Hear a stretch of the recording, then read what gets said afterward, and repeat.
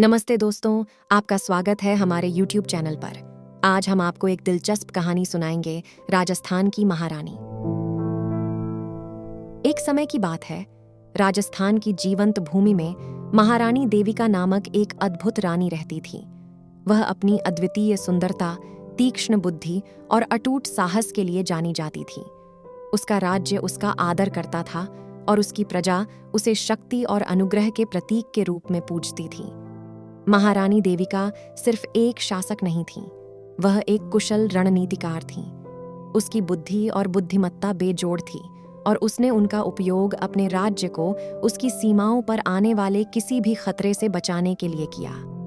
कूटनीति की उनकी गहरी समझ और दूसरों के इरादों को भांपने की उनकी क्षमता ने उन्हें एक ताकतवर ताकत बना दिया। एक दिन रानी के कानों तक खबर पहुंची कि एक पड़ोसी राज्य उसकी प्रिय भूमि पर हमले की योजना बना रहा है। आसन्न खतरे से घबराए बिना महारानी देविका ने अपने भरोसेमंद सलाहकारों को बुलाया और दुश्मन को मात देने की योजना तैयार की। वह जानती थी कि सीधा टकराव व्यर्थ होगा, इसलिए उसने अपनी बुद्धि का उपयोग करके पासा पलटने का फैसला किया। रानी ने शत्रु राज्य को एक संदेश भेजा जिसमें उनके राजा को शतरंज के मैत्रीपूर्ण खेल के लिए आमंत्रित किया गया। निमंत्रण से चकित होकर राजा ने बिना किसी हिचकिचाहट के स्वीकार कर लिया।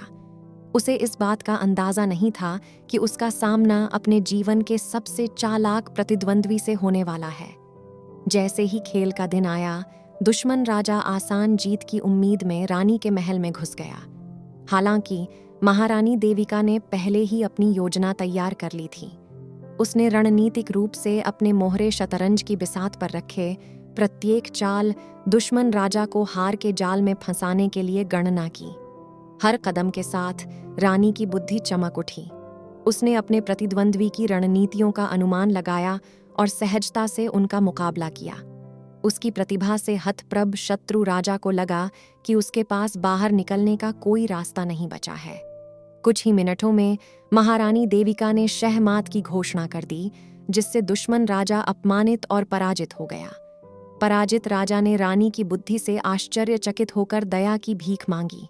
सदैव दयालु शासक रही महारानी देविका ने उनकी जान तो बख्श दी, लेकिन उनसे वादा लिया कि वह उनके राज्य को दोबारा कभी खतरा नहीं देंगी। शत्रु राजा को अपने कार्यों की निरर्थकता का एहसास हुआ और वह पूरी तरह सहमत हो गया। रानी की जीत की खबर पूरे देश में जंगल की आग की तरह फैल गई।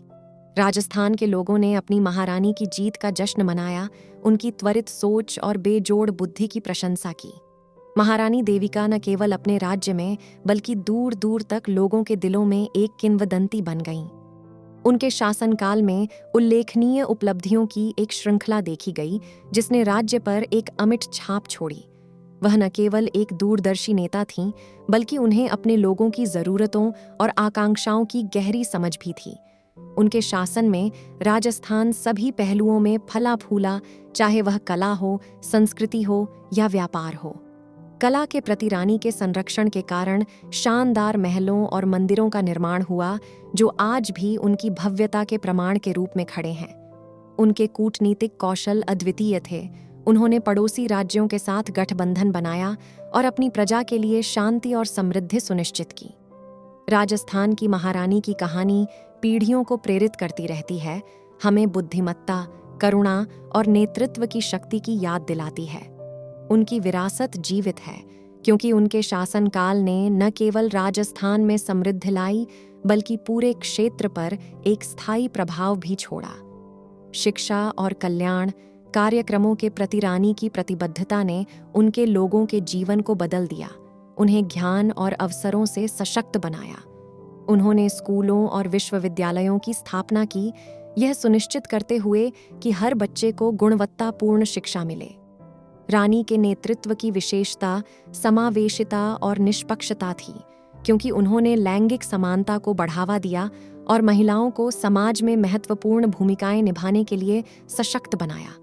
शासन के प्रति उनका दूरदर्शी दृष्टिकोण और अपनी प्रजा की भलाई के प्रति उनका अटूट समर्पण दुनिया भर के नेताओं के लिए मार्गदर्शक के रूप में काम करता है। राजस्थान की महारानी की कहानी एक मजबूत और दयालु नेता की परिवर्तनकारी शक्ति का प्रमाण है। धन्यवाद दोस्तों, आपने हमारे YouTube चैनल पर आकर इस कहानी का आनंद लिया। हम आशा करते हैं कि आपको यह कहानी पसंद आई होगी।